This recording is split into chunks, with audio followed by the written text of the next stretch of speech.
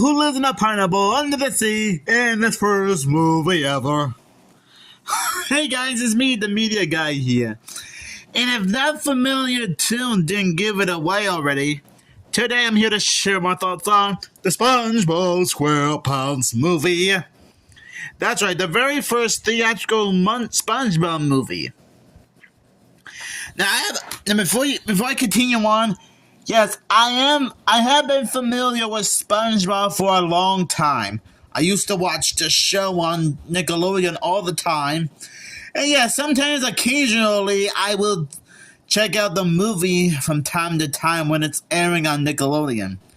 And yes, I did, it's almost a decade ago, I do remember seeing the second SpongeBob movie, Sponge Out of Water. If that's correct. And yes, I even saw Plankton the movie on Netflix a while ago. So yeah, I do have some acknowledgement. So I am familiar with the SpongeBob franchise in general. And just to be clear, I didn't get a chance to see Sandy Cheek's spin-off movie yet. But besides that, I don't know if so many of you guys are familiar with the SpongeBob movie. I mean, some of you might have seen this before, but just in case you guys are not like big SpongeBob fans or experts, have no fear. Like I keep saying, every VHS and DVD I own has a description. Dive into the comedy adventure that's bigger, better, and more absorbing than the rest of the movie. The movie debuted that undersea sensation, SpongeBob SquarePants. Okay, I promise I won't continue singing the SpongeBob SquarePants theme song because I don't want this video to get a copyright strike. Anyways, moving on. There's trouble bubbling up in Bikini Bottom. King Neptune's crown is missing, and Mr. Krabs has been accused of stealing it. Holy frame of Batman! Together with his best pal Patrick Star, SpongeBob sets out to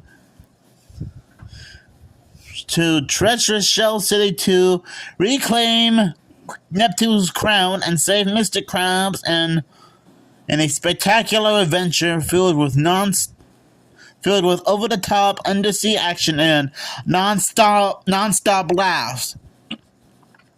Featuring the voice talents of Tom Kenny, who's obviously this is one of his most famous roles. Also includes Alec Baldwin, Jennifer Tambor, if I'm saying it right, Scarlett Johansson, and a special appearance by David Hasselhoff. The SpongeBob movie is in uproariously funny comedy. Well, based on the description, I can see why it's a great movie. Great animation, a plot to follow, and most of all, SpongeBob is still very popular in the animation business, mainly for Nickelodeon. And as I'm recording this review right now, more and more new episodes of SpongeBob SquarePants are still being produced right now as we speak. So apparently this franchise is so popular that it's been around for over 2 decades or more. So what I think about this movie? Yeah, it's fun. I can see why it's a great movie. Great animation, great characters, a great plot to follow, and most of all, Plankton being such an evil villain. All his life, he just wanted to steal the Krabby Patty secret formula, so that his restaurant, the Chum Bucket, could be the most popular joint in the world. It looks like Plankton did succeed by framing Mr. Krabs for stealing King Neptune's crown, which King Neptune himself thought that Mr. Krabs stole it. And honestly, I don't blame Mr. Krabs for being completely thrown off and confused about it. I actually felt pretty bad for Mr. Krabs. I mean, sure he might have done some bizarre.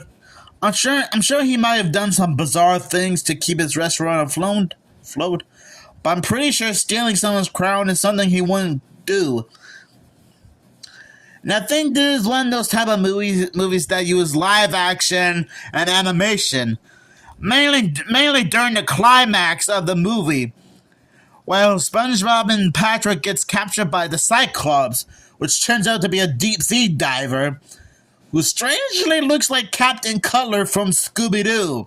And SpongeBob and Patrick find out that Shell City isn't really a city, but more of a gift shop. And I guess it's kind of ironic that the Cyclops, aka the deep sea diver, took him to Shell City instead. Which I'm not sure if that's like good luck or anything. Probably not. But still. And they are happy that to actually be reunited with the crown. So that they can give it back to King Neptune to save Mr. Krabs. Another thing I like about this movie is David Hasselhoff making an appearance in this movie. Now, funny enough, whenever you hear the name David Hasselhoff, you think of Baywatch. And it's kind of fun because growing up, I was probably too young to know about Baywatch, since I never even heard of it before until I got older. I mean, the only time I knew about Baywatch, besides this movie, was the Blockbuster Buster doing a review of the 2017 Baywatch movie, and Minty Comedic Arts did a top 10 facts video about the Baywatch franchise. And that's where David Hasselhoff is from. So, I guess you can say that this is the only SpongeBob Baywatch crossover we would somewhat get. I know, it's kind of funny. It's also kind of funny how the Baywatch 2017 movie would even reference SpongeBob SquarePants. Boy, sometimes making movies and TV shows can be bizarre when you think about it. Oh boy. Like I said, this is probably the only SpongeBob Baywatch crossover we would get. Just not in the way we were expecting. So yeah. One of my favorite things about this movie is, well, SpongeBob and Patrick getting drunk on ice cream.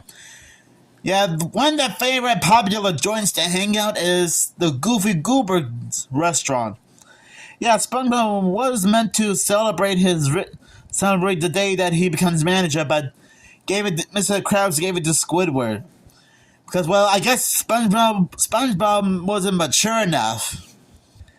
And I guess he had to drown his sorrows away at the Goofy Goobers place. And if you saw the Nostalgia Critic and Phantom Strider review this movie as well, it is kind of funny and bizarre to see SpongeBob and Patrick getting drunk on ice cream. Which I will admit, that's pretty rare. I mean, how does that work? How does someone get drunk from eating so much ice cream? Okay, maybe that's not exactly what the filmmakers had in mind, but it almost seems like these two. But it seems like SpongeBob and Patrick were getting drunk on ice cream. Well, technically, it was more like an ice cream hangover. Well, actually, they just got a bad case of bad ice cream headache. I guess that's one way to drown your sorrows away. I mean, you can't expect the filmmakers to have SpongeBob and Patrick drown their sorrows away by drinking beer. Which, to be fair, that's probably not age appropriate. And I gotta admit, Plankton coming up with a crazy scheme to frame Mr. Krabs and take the Krabby Patty formula is quite crazy. He even managed to turn everyone into Bikini Bottom into his mindless slaves by using those bucket helmets as mind control devices. Oh boy. Too bad that Plankton's victory didn't last very long. And of course, you get the old world domination cliche, which just seems to be quite a thing in most TV shows, movies, comic books, and video games, if you know what I mean. So anyways, overall, I think the SpongeBob SquarePants movie is fantastic. Like I said before, it's still a great movie with great animation, a great story, and yes, SpongeBob is still very popular right now since I already mentioned that there are new episodes of SpongeBob being produced, as well as the Patrick Star Show and Camp Coral, which are two SpongeBob spin-offs. And I think those are getting new episodes right now as we speak. By the time I'm recording and uploading this video. So, do you guys have any favorite moments from this movie? Just let me know, and I'll give this movie 5 chum buckets out of 5. Oh, who lives in a pineapple under the sea? SpongeBob SquarePants. Okay, I'm sorry. I just couldn't resist singing the SpongeBob. I just couldn't resist singing the SpongeBob SquarePants theme song. And Tom Kenny, if you're watching this video right now, you are awesome. Just keep up the good work. Yes, I am familiar with Tom Kenny's role for a while now. He was the Ice King on Adventure Time, the mayor and narrator on the Powerpuff Girls. We all know that he voiced SpongeBob. And he even voiced Jonathan Wellington Mullimore, aka the Funky Phantom, in an episode of Scooby-Doo Mystery Incorporated called Mystery Solvers Club State Finals, that also featured Jabba Jaw, Captain Caveman, and Speed Buggy. Yes, Tom Kenny even reprised the role as the Funky Phantom in Season 1, Episode 2 of Scooby-Doo and Guess Who called A Mystery Solving Gang Divided, also featuring the Funky Phantom crew. Just thought I'd let you guys know in case you weren't aware until now.